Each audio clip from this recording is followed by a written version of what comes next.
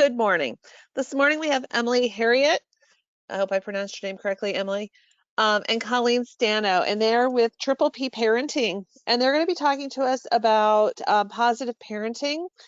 And they are based in Elkhart, but they also do offer some web-based trainings that would be available to individuals in all the areas that we serve. So I'm going to go ahead and make Emily our presenter, and she will get things going. And if you have questions, please hold them till the end or type them in the chat box and we will get to them. So just be patient. And here you go, Emily.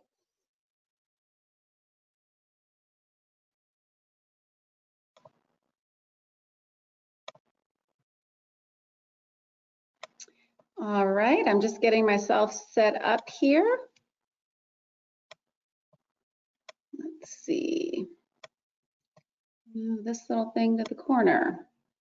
Okay, good morning, everybody. As Amy said, my name is Emily Harriet, and I coordinate the efforts for Triple P, which stands for Positive Parenting Program here in Elkhart County. And as Amy also said, the reason that I think this talk hopefully will be relevant to all of you or most of you is because with COVID, we've been forced in a good way to now start offering many of our events virtually, which means that parents outside of Elkhart County can much more easily access our services. So during the talk today, I'm going to be sharing about 3 specific types of services for families whose kids have developmental disabilities, and one of those will be available virtually and outside of Elkhart County. So we'll get into that a little bit later. Before I tell you our goals for today and that kind of thing, I want to let you know that I do have a co-presenter with me, and her name is Colleen Spano, and I'm going to have her say a few words about her background that's relevant to the talk today. So go for it, Colleen. All right. Hello, everybody. My name is Colleen Spano, and I contract with Triple P to do their Stepping Stones seminars and primary care work, which obviously you'll be finding out during this presentation. I am an educator and a small business owner. I own a Sunshine Behavior Services where I do a lot of parenting work and work one-on-one with children with disabilities.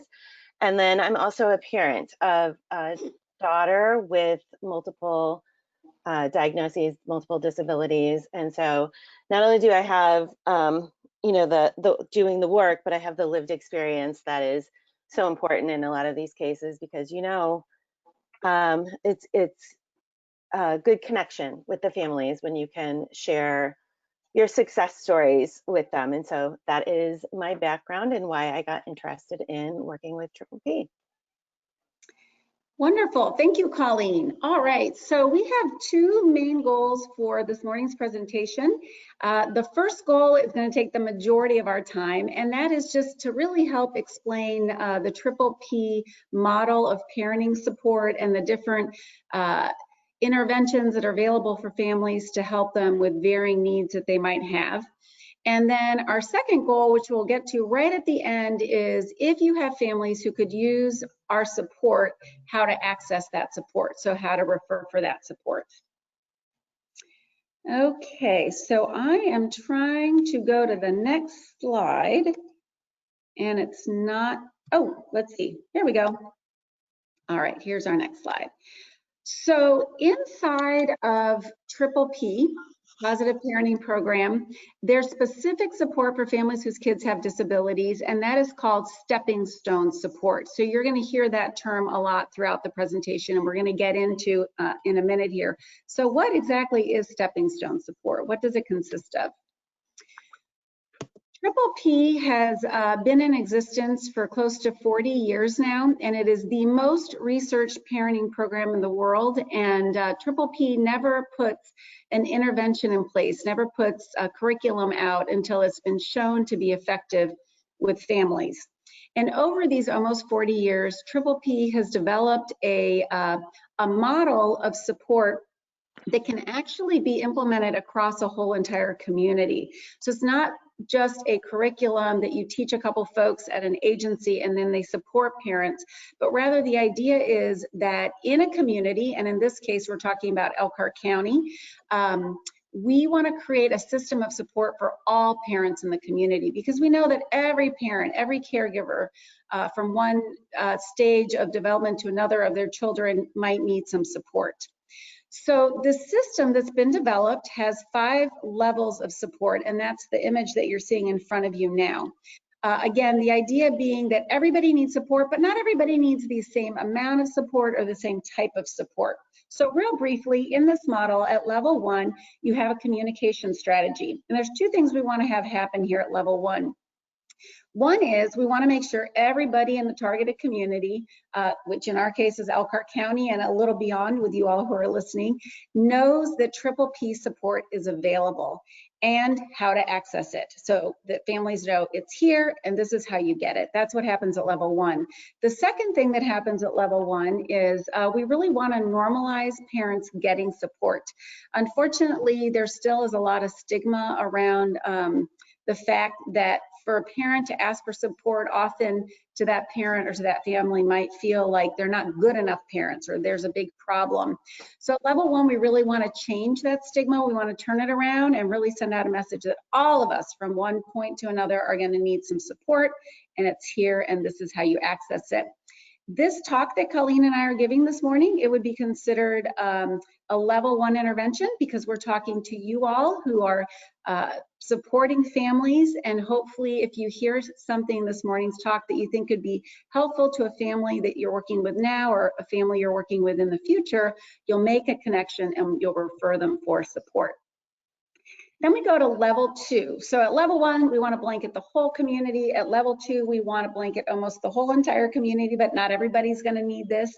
And at level 2, we offer brief advice or support, and that's usually given through 90-minute seminars to 2-hour seminars. And Colleen's going to tell you about our Stepping Stone seminars here in a couple of minutes. So that's how parents get level 2 support. Very brief in a seminar format with 10, 12, 15, 20, 25 parents, as many parents as want to join. Then at level 3, we have support that is specifically for real common behavior challenges. So for example, for young children, some of the common challenges that are going to happen might be sleep challenges, or children being disobedient, or children being aggressive. So there's very narrow focused parenting skills training at level 3 for those kinds of issues. We also have support for parents of teens at that time. So there might be workshops about conflict resolution, or how to teach your child to kind of go out in the world and get a job, or go camping, or go to a concert with friends, or whatever it might be, and still be safe.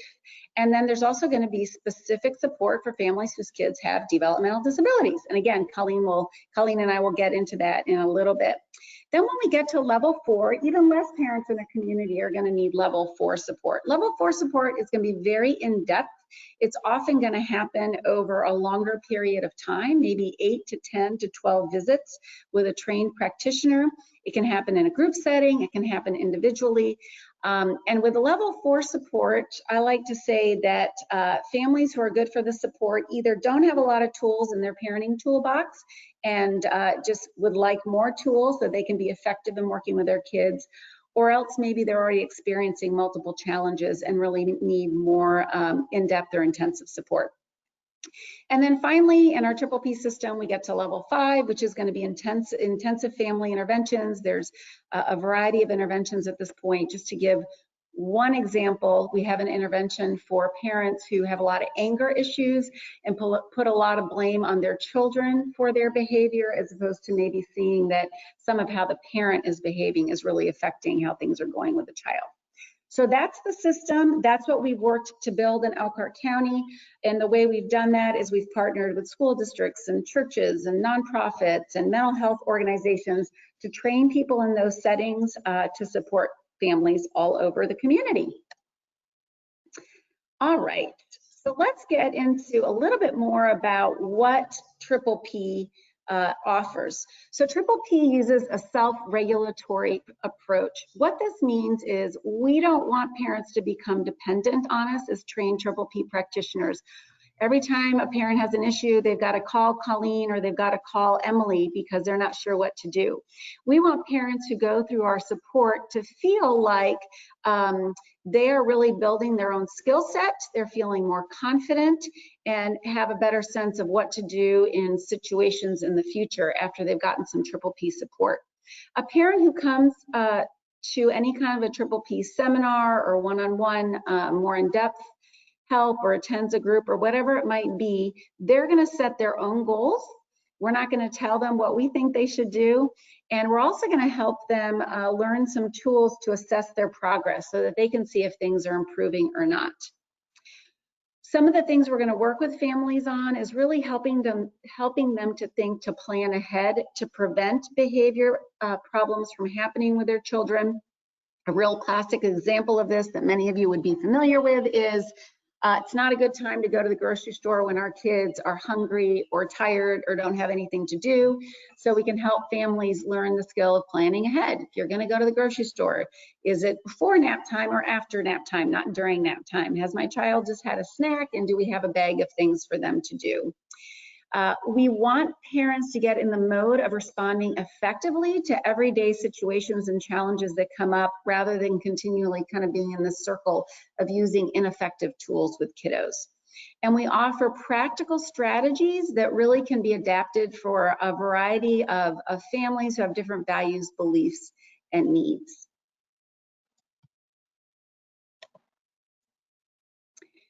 Again, kind of going back to what all is Triple P and what's the evidence base behind Triple P. Like I've mentioned, we've been around for almost 40 years, and we've been doing research on our different interventions for 35 plus years.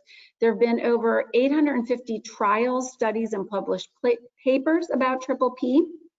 And what some of the research has shown is that, or what some of these particular trials and studies looked at, is whether or not Triple P works across different cultures and in different socioeconomic groups and in various family structures, and it does. So that is good to note. Triple P has served approximately 4 million children and their families. Triple P is used in 25 countries, and it's been translated into 21 languages other than English. And I think this information is just helpful for you to really get a sense of this is well used, a lot of families use it, and it's really been shown to be effective with families. So as I mentioned, there's these 5 levels of support that parents can access, and then there's different variants of the program for different populations. So we have variants for families who have young children, 0 to 12. We have variants for families who have teenagers, and then we have variants for families who have children with developmental disabilities. Again, we're really trying to increase parents' confidence in their skills to support their children so their children can develop as fully as possible. We really want to work at reducing parental stress. That's a big issue. A lot of families are stressed out by their parenting, and of course, this is just going to snowball and it's not going to help them to parent very effectively. So we really work at lowering that stress level by increasing parents' confidence and giving them effective tools to use to work with their kids. Parents who participate in Triple P, our outcomes show, are going to use less coercive or punitive parenting strategies like yelling, screaming, threatening, and not following through, those kinds of things. And they're going to learn to use more positive and effective strategies like planning ahead, setting clear guidelines with their children, making sure their children know what possible consequences are going to happen for misbehavior and that kind of a thing. So let me tell you a little bit more specifically about who Stepping Stones is appropriate for. Stepping Stones is appropriate for families who have children whose developmental age is from newborn to 12 years old. So it's possible to work with a family who might still be parenting, let's say, a 16 or 17-year-old at home, but they should be at a developmental age, obviously, that's lower than the age of 12. We can work with families who have diagnosed or undiagnosed developmental challenges. And we can support families who have mild to moderate behavior challenges. Generally, the families we're going to work with who we're offering stepping stones to are already going to be in the care of other specialists and are being supported by a variety of therapies. That totally works. That works best. And it's just interesting to note, I don't have something parallel for this for the United States, but in the United Kingdom, the Stepping Stones curriculum is recommended in the guidelines that's put out by the National Health Service, which is pretty significant. It means that the National Health Service says, families, if your child has a developmental disability, we want you to know if you participate in Stepping Stones, we support that and we believe that you'll have success and be able to better work with your child. So now Colleen and I are going to get a little bit more into, soon you'll get to hear from Colleen here. We're going to get a little bit more into what can parents expect when they come to one of our one-time Stepping Stones seminars, or maybe get some individual support from Colleen or from some of our other providers. So this is a little bit more about what is Triple P? What's the background of Triple P? What are the kind of tools parents are going to learn about? So first of all, Triple P has 5 main principles that are the foundation of all of the work that we do. And in the Stepping Stones variant, there's actually 7 principles. So we add 2 more for the special population. And I'm just going to briefly say a little bit about each one of these principles. Our first principle is we want to make sure that families have a safe and interesting environment. And what's great about the use of principles as a foundation for the work that you do is that they can be applied across a number of different groups. So for example, when we're talking about having a safe environment for a 5-year-old, we're talking about teaching them maybe how to cross the street. We might be talking about body safety. When we're talking about being safe with a teenager, we're teaching them about internet safety and how to drive safely. And when we're talking about children with disabilities, we might talk about how to keep our home safe so that a child maybe who also has a physical disability doesn't hurt themselves. So these principles are going to work across all of these different groups. The second Triple P principle is to have a positive learning environment.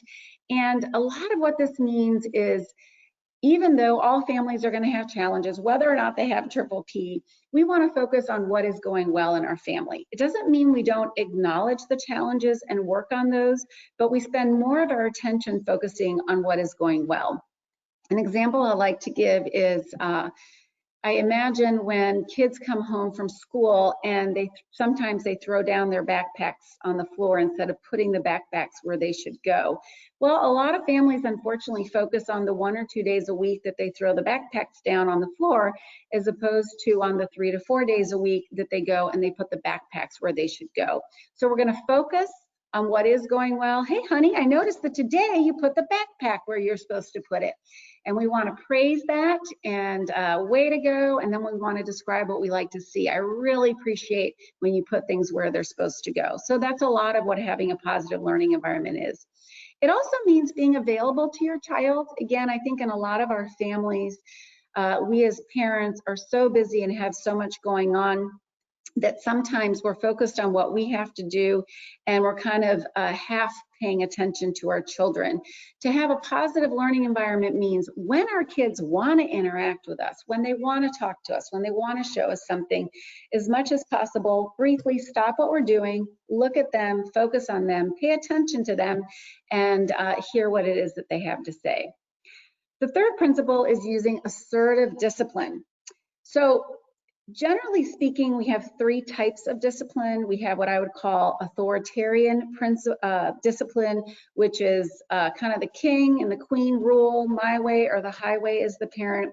And then we have what I would call jellyfish parenting at the other end of the spectrum, where from one day to the next, I'm going to change my mind about what the rules are.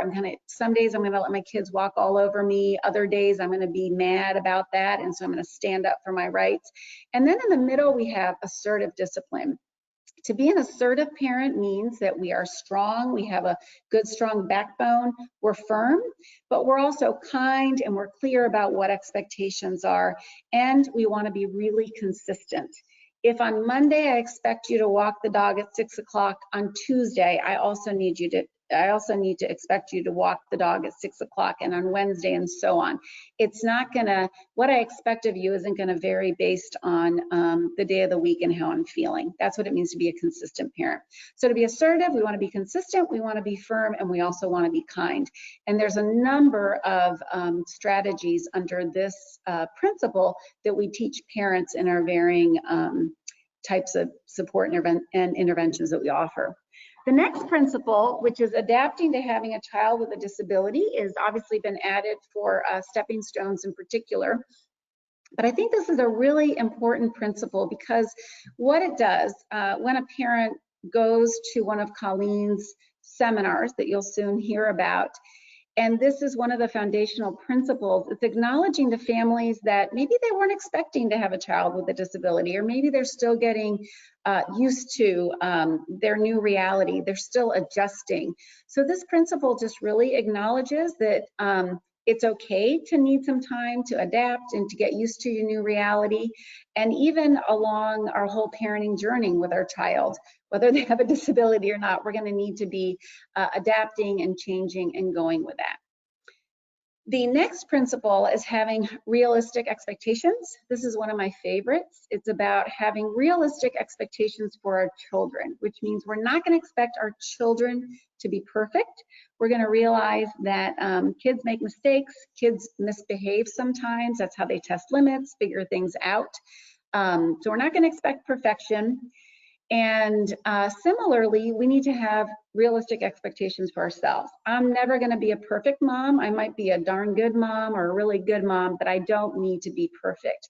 And by having realistic expectations like that, we are able to breathe a little bit more. We're able to take care of ourselves a little bit more and have a little bit more grace with ourselves and with our children. The next principle, being part of a community, also is specifically there for the stepping stones interventions. And again, I think this is a really important principle to include. The idea is that even when we have children with a disability, those children or that child gets to be part of the broad community. We're not going to keep them at home all the time. We're not going to keep them out of other people's sight because they might not have learned all their social skills yet. They get to be part of the community, and we as parents who maybe have some additional struggles because we're parenting a child with a disability also get to be part of the community, and that we need spaces in the community where we can be family and go out and be together. Part of this principle also includes the fact that some kiddos with disabilities might need more help and more work adjusting to be part of the community and learning some additional or working a bit more on learning social skills and communication skills that are going to be needed for them to be successful parts of a community. And finally, the last principle is taking care of yourself as a parent. So this one is just the idea that all of us as parents need to take some time to take care of our own needs so that our gas tank is full so that we can really take care of our children effectively.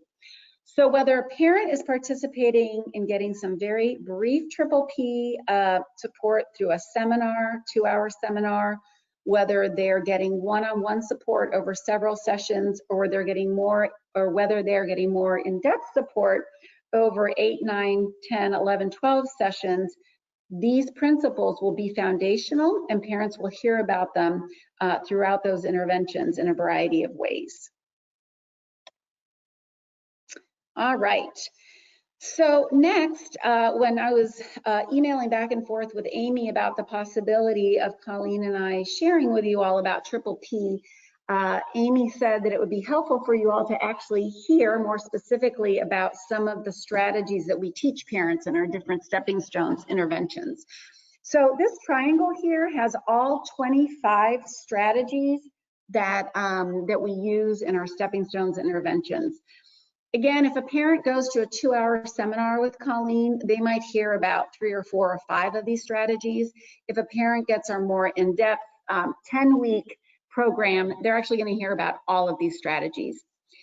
Before Colleen shares about a number of these strategies with you so that you can really understand what they look like and how we talk about them with parents, I just want to explain why they are in this pyramid figure.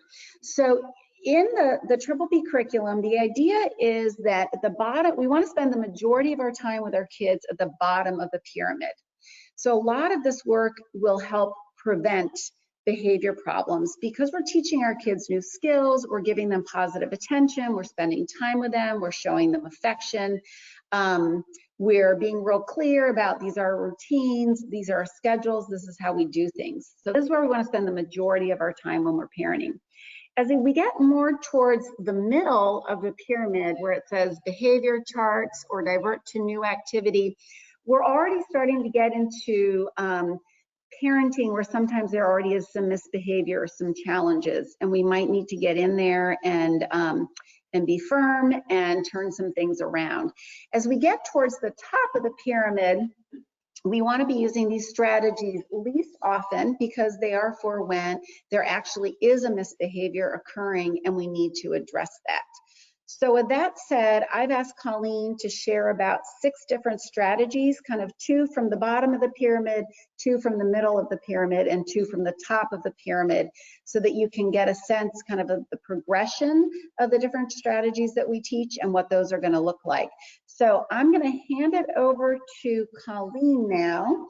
And Colleen, go for it. All right. So as Emily was saying, the bottom of the pyramid is the foundation. It's where we want to focus most of our energy and most of our time.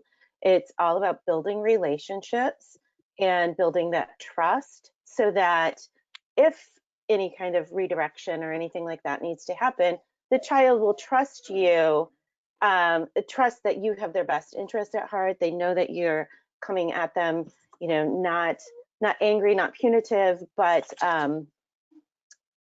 with this relationship already built and this, you know, loving kindness built into your family.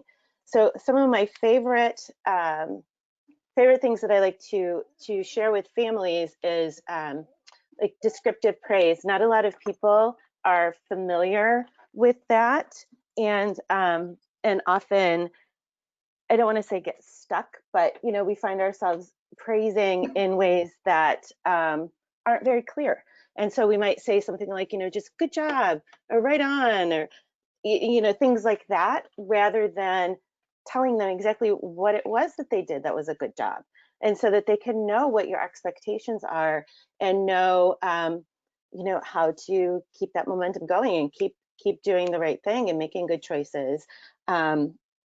You know, it's helping them, setting them up for success.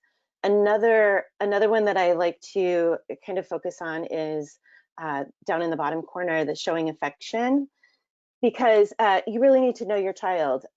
In my instinct is I'm a hugger, and so if you know somebody is happy or sad or anything in between, I like to, right on, you did such a great job just then, and I like to give hugs, right?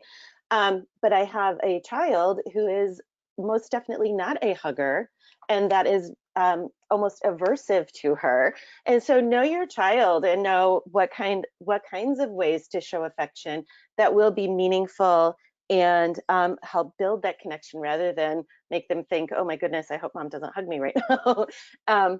So showing affection can be as simple as just, you know, giving a thumbs up or a high five, or, you know, just a big smile. And so again, just know your child so that you can show the kind of affection that means something to them and helps build that relationship. So using descriptive praise and showing affection, you know, again, help build the foundation. Then the next step would be sharing some ideas that help with preventative measures. So once, you know, we can put things in place that help curb any challenging behaviors. So some of my favorites from there is, you know, we talk about actually teaching children what it is that we want to see rather than always saying, stop doing that, stop doing that. We make a formal lesson and sit down and teach them what the proper or the more desired behaviors are. Once we talk about sitting down and doing those lessons, then we talk about using incidental teaching to kind of back up those lessons. And so using, like, let's say we're talking about, staying next to me in the grocery store. And instead of, running off, a lot of children with disabilities kind of wander off. And so, all children for that matter, but teaching them to stay with you, you can do incidental teaching, like maybe just walking, you walk together down to get the mail and say, wow, thanks so much for staying next to me. That makes your body so much safer. I'm proud of you that you stayed right next to me. And so using other situations to back up that teaching lesson is one of my favorite teaching methods. And then setting clear ground rules. This is important because it sets them up for success. It helps, you put a positive spin on it. So rather than, saying like, don't run in the house, you'll say something like, let's use our walking feet when we're in the house. And if it gets to the point, you can have them practice it. Show me your walking feet, those sorts of things. But being very clear about in the home, this is what we do. But you can also use that, before excursions. So I talk about, again, so you've taught the lesson of staying next to me when we're out at the store. You practice it through incidental teaching, at home. And then you talk about it again before your next excursion to the store. You set those clear ground rules. Say, okay, remember, when we're at the store, I need you to stand next to me, hold onto the cart, and we stick together the whole time we're there, and you will use your walking feet. And so you set those clear ground rules and those expectations so that they can be successful. They know what you are wanting from them. You say it in a nice, clear, calm manner so that, I'm sorry, that's the next step. You use the clear, calm instructions so that you're sharing your calm instead of entering their chaos. I'm sure you've seen that out on, Facebook all over the place, but it is very powerful. Instead of they're learning from you, and so rather than escalating with them, you just share your calm and say, remember, you need to stay with me, and be positive instead of asking them to stop doing things. Tell them what it is you want to see instead, and that helps just kind of de-escalate things and bring them back to a more manageable place for themselves, for them to be able to manage themselves. And then once we get into the top part of the pyramid, like I said, we can use those clear, calm instructions to kind of intervene if we do see them kind of veering off and starting to show some more challenging behaviors. You get down at their level, look them in the eye, give those clear, calm instructions again, repeat what your expectations are. So you're sharing your calm, sharing your expectations. This isn't meant to be punitive, like Emily mentioned. It is meant to remind them that, these are our expectations. This is what our family does, and help them learn how to better manage their emotions and their behaviors. And then quiet time, I really like, because again, that's also not meant to be punitive. It's more of a, this looks like this is really tough for you right now. Let's go someplace quiet. Let's gather our, let's calm down, whatever the calming strategies might be. For some kids, it might be a nice calm corner, and where they have like a favorite lovey or some books or a weighted blanket or any kind of supportive materials that help them kind of settle back down so that they can move on through their day. There's a lot of children, once they've escalated to the point where they need a timeout, that's just going to be their I'm trying to think of the right word, that's just where they stay for a lot of the day. A lot of children with disabilities, once they've escalated, it's very, very difficult for them to come back down. And so setting up the foundation and the clear ground rules and using clear, calm instructions will help them bring it back down before they've escalated to the point where it's just really made the rest of their whole day difficult. So those are some of my favorite, or some of the more well-utilized tools and things that I like to share with families when they come to the Stepping Stone seminars. We do share a lot of information, even though it is a brief, it's a level 2 brief intervention. we do share a lot of information over the course of the 3 seminars, and so it can feel overwhelming, but it is really powerful information, and I'm very glad to be able to do it. So that's all I had to share for that part, Emily, if you wanna. Yeah, great. Thank you very much, Colleen. Something I don't think I said, and I don't think Colleen mentioned this, she talked about some of her favorite strategies to share. So part of this being a self-regulatory framework is that Triple P practitioners like myself and Colleen are going to share these evidence-based strategies with parents, and then they're going to choose the ones that they think will work for them. So some parents, you might talk about, it would be good to show your child affection or spend quality time with your child. Well, some parents are going to say, I'm not into that affection one. Even if it's smiling at them or giving them a high five, I'd rather do the quality time with my child. So it's up to parents to decide which ones sound right to them. And I think that's a really powerful part of Triple P. For some parents, we're going to talk about quiet time and time out, and they're going to say, I know my child, that's not going to work. I'm not going to use that. And for other families, the way we teach quiet time and time out is really going to work for them. So thank you, Colleen. But these are all 25 stepping stone strategies. Parents will hear about several of them depending on the intervention that they're a part of, and then they will create a plan, deciding which strategies they want to use based on their values, their children, what they think will work for them. Okay, so now we're actually going to get into what are the 3 interventions that we can offer in and outside of Elkhart County. So I put this pyramid up again to remind us that there's this brief parenting advice at level 2, and we're going to describe what that is. So that consists of 3 seminars.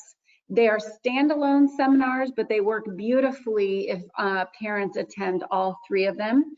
Colleen is the main person in our community that has been trained to provide these. So we do have 2 other people who also can offer these. And I've asked Colleen to just describe what parents are going to learn at each one of these seminars. So they're in the middle of your screen, they're listed, it says seminar topics, and she's just going to spend a couple minutes describing each one of these seminars. And let me just say that I think we've been doing stepping stones in Elkhart County for about 2 years, and the seminars are supposed to be 90 minutes. And we just realized that was not enough. So we've made them 2-hour seminars. And that means our presenters can go a little bit more slowly. It gives parents a little bit more time to integrate the information. And our goal is that when they leave each seminar, whether they're coming to all 3 or just to one of them, that they will have created their parenting plan based on what they heard that night before they leave, so that parents hopefully don't leave with, you know, a million different ideas in their head and kind of don't know what to do with it afterward. So Colleen, if you just want to go through each one of the seminar topics and tell us a little bit more about them. All right. So at the first seminar, the positive parenting for children with disabilities, what parents can expect is support and validation, and some connection. And with, you know, knowledge comes confidence. So we're trying to build their confidence in their parenting skills, and you know, just parenting in general, but also parenting their child with a disability. And you know, just talking about what it's like, what they can do to support themselves and support their child. But really, it's just some validation that, yeah, this is hard. Parenting is hard. And everyone in the room right now knows your struggle because they're all parents of children with disabilities. And so it's also helping build connections and community. And yeah, and it just really shares some very valuable information about parenting in general, but also how that might be different if you're parenting a child with a disability. And then in the second seminar, the helping your child reach their potential, is where we talk a lot about you know, just the purpose and meaning of behavior, trying to help parents understand developmentally where their child might be and what their expectations might be, and how to build independence. Thinking about, you know, long term, where would you like your child to be as as an adult, what do you want their future to look like? And obviously, you know, most parents, for most of your children, we want them to be as independent and happy as possible. And so what can we do when they're young to help build that potential and build on those skills? Even with a disability, they're still able to take care of themselves in one way or another, and contribute to the family and contribute to the community. And so we talk about in that second seminar how we can help them with that and help them reach their fullest potential.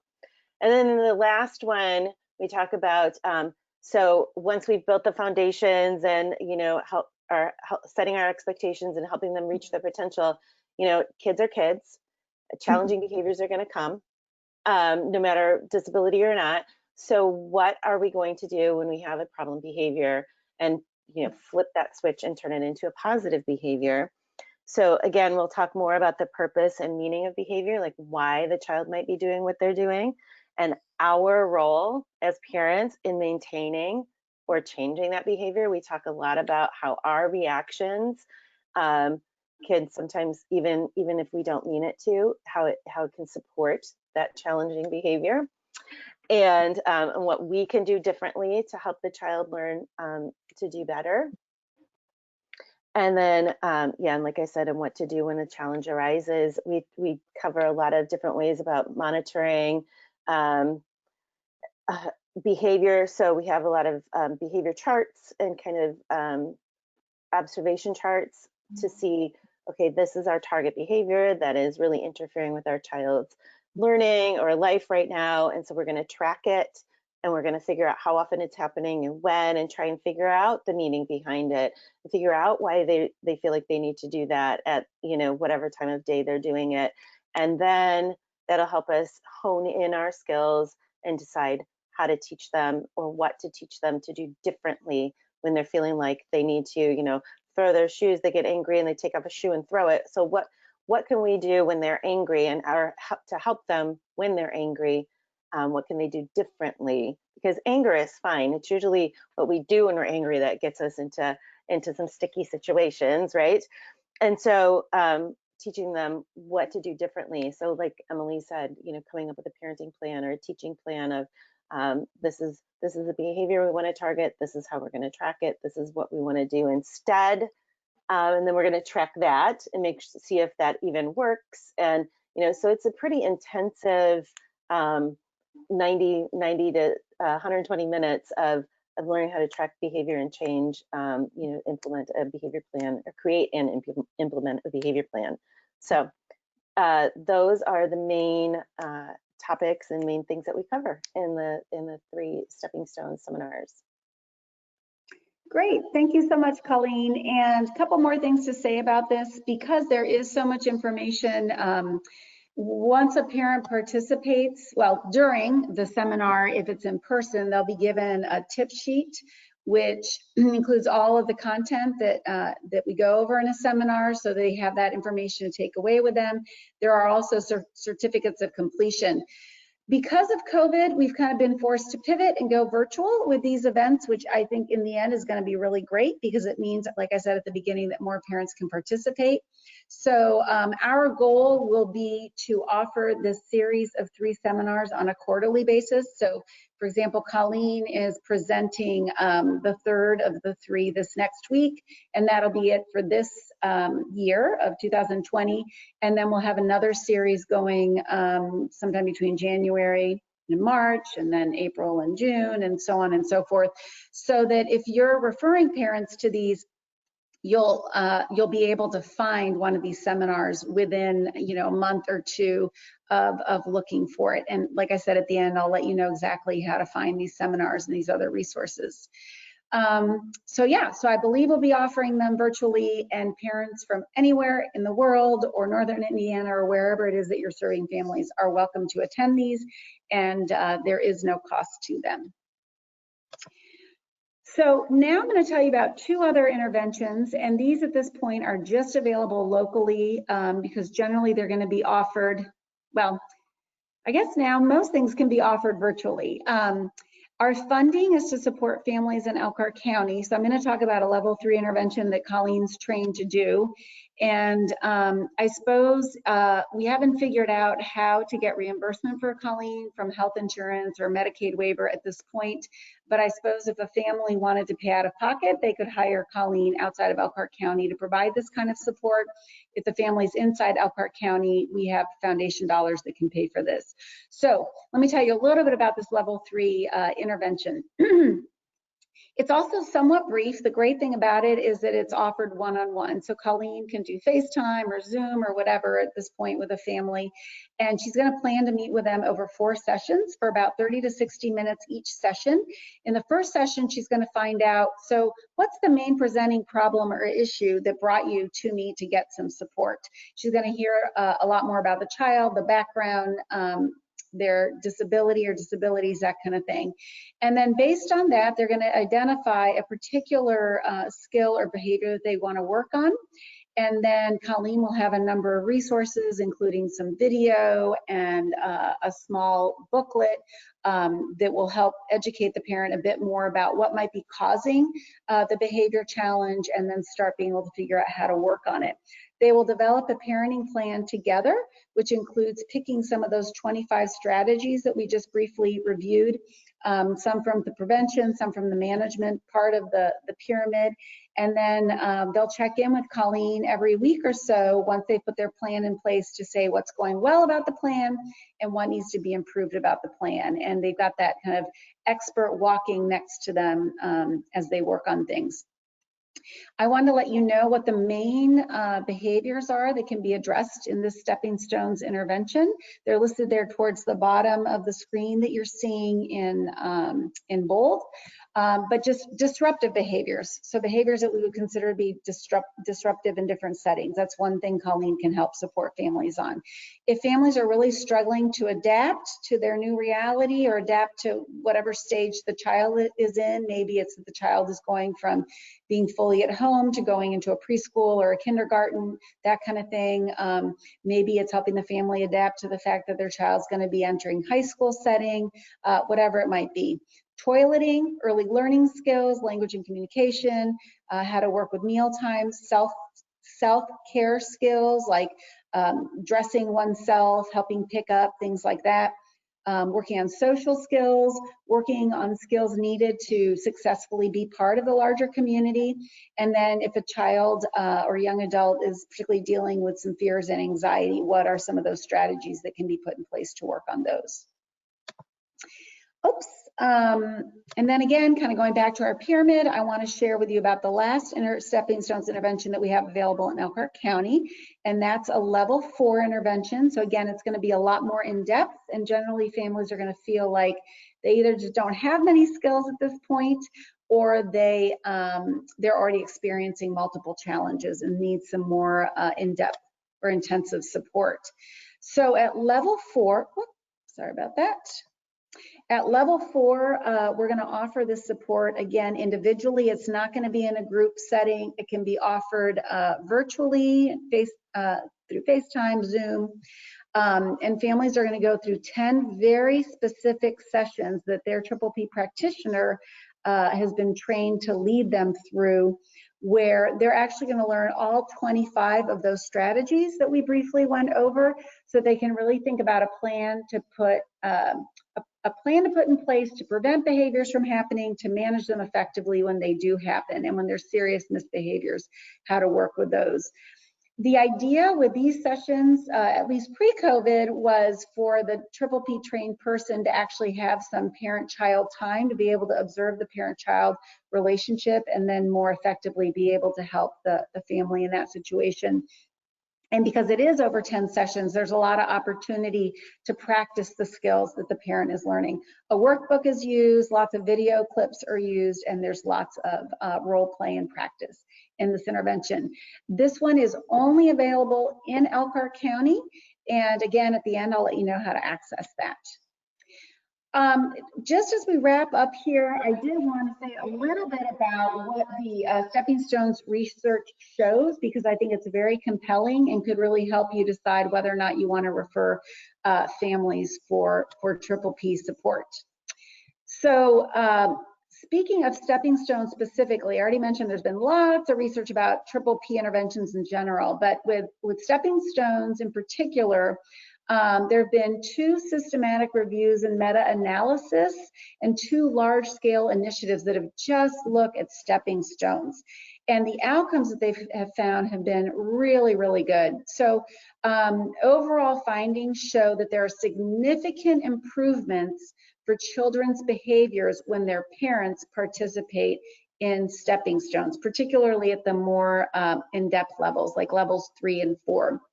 Secondly, parents' parenting styles tend to improve. So I talked about there kind of being 3 main parenting styles: the more authoritarian, the more kind of jellyfish where kids walk all over their parents, and more of the assertive parenting style. And through Triple P, parents are able to really learn how to become more assertive and improve that parenting style. Parent satisfaction tends to be very high when they participate in Triple P interventions, and their self-efficacy really increases. So they start to see that when I make changes, things really improve. So they can see that in themselves. Their adjustment as parents also improve, meaning if I'm feeling like I'm not adjusting very well to my current situation with my child, whatever that might be, my adjustment improves when I get this kind of support. A lot of times there's a lot of conflict with parents, with co-parents when they're parenting a child, whether or not a child has a disability or not. And parents who participate in stepping stones tend to have an improved relationship with their partner, largely because they're getting on the same page about how they're going to be doing things. So overall, a lot of success there. Let's see what else to say. And these large scale initiatives that happen to be in Australia and in Denmark, we also saw that parents' stress who participated went down. They had a higher sense of well-being. And again, we're very satisfied with the support that they got. And they definitely saw an improvement in their parenting skills and an ability to really master some of these evidence-based strategies they learned about. Continuing on, and these are some outcomes specifically with parents who have children with autism. There was high acceptability for the program. So parents who participated felt like, yeah, this is really helpful. I can see that with my particular challenges, this is helping me and it could help others. And then similar to some of the other outcomes that I talked about, parents whose kids have autism who participated in some of these trials really also found this to be very helpful. Their general family functioning improved. They felt better about things. They were less stressed out. And part of why I wanted to show these couple of outcomes with families who have kids with autism is just to say that stepping stones really can work kind of across the spectrum of a variety of disabilities. I think I'm going to skip that because I want to be sure that we have time for questions. So I will make sure that Amy has access to this contact information so that if you all can't get it right now, I mean, maybe you want to pull out your phones and take a picture of this, but I also know you're going to have access to the recording of this.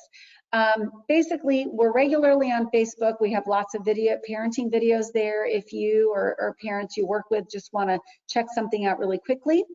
If you email us at info@trippleplcounty.org and let us know you want to get our monthly e-newsletter, you'll get this newsletter in your email and it will let you know about all of our upcoming parenting support opportunities, including these stepping stone seminars that are coming up. Or if you want to find when our upcoming seminars are, you can just go yourself to our website, which is listed there, trippleplcounty.org. Or finally, you can call, you or your clients that you work with can call our bilingual phone line that's listed there. And I really suggest you call that phone line if you're interested in getting that one-on-one support for your families through Colleen, or the more in-depth one-on-one support that includes those 10 sessions. And you can let us know what your family is looking for or needing. We'll kind of help triage and get the right support. If all else fails, feel free to contact me or that phone line and we will let you know where to go. And there's my contact information. And with that, we've got a few minutes left. So I'm going to turn it over to Amy to see if there are any questions Colleen or I can answer. Okay, let me go in and look. Okay, so we just had somebody note interesting options on this, great sessions to be offered. And then another person asked, after a parent goes through the service, is there follow along completed by stepping stones to assure parent is using the technique? So that's a great question. So basically, if a parent attends a seminar, it's really going to be up to them to get back in touch with us if they want additional support. If they get that one-on-one support through Colleen, then they're going to have those 4 sessions where they can get ongoing support to make sure that they're using the strategies well and correctly and are able to generalize them to other situations. If a parent is still struggling to really adapt and learn those skills, that's where I would suggest the more in-depth support that's available, that level 4 support that I talked about. Okay. Are there any other questions? We haven't had anybody type any in. I think you gave us really good information, and I think this is a really, a good program that we could make parents aware of, especially ones who are struggling So, you with know some of what, these issues. Amy, since there aren't, well, maybe as we're waiting to see if there's other questions, one other thing I wanted to mention, kind of a dream or a vision that I have, and I'm not sure how to make it real, but the 3 seminars that Colleen offers and that are going to be available quarterly, virtually, so that all parents can access them, they are great kind of at any stage of your parenting, but the dream that I would have is that particularly when parents first find out that their child has a disability, so maybe when a parent has a 2-year-old or 3, 4, 5-year-old, I know it could be older than that, this would just be a great support early on. Like Colleen said, with that first seminar, parents just really feel connected to other families who are going through similar struggles. They learn how to teach new skills to their kids. They learn how to turn negative behaviors into positive behaviors. I think this can be good at any point, but would be ideal early on in a parent's journey as they're trying to adapt to their new reality. So really keep that in mind. If you have any ideas about how to make this kind of more available to those families, I'm always open to ideas. Have you guys looked at partnering with First Steps? You know, we've talked to First Steps, and I was just thinking this week as I was preparing for this morning's talk, I feel like I need to go back to them because we got a little bit of traction, but not much. But I know that they're the ones who really are working early on with kiddos who've been diagnosed with disabilities. Yeah, because I mean, they hit in the hospital, from birth on. Right. And even like DCS, I think would be another great group Yeah. for you guys to be, providing services and working with. Mhm. And when you have those next sessions scheduled, please let us know and we Okay. will, we can put it on our Facebook page. Awesome. Um, and also make sure, all of our staff know so that they can share it with the families that we work with as well. Perfect. So Colleen, anything else you want to add, or I don't know if anyone else has other questions? we've not had any questions come in. Everybody's quiet Okay. this morning.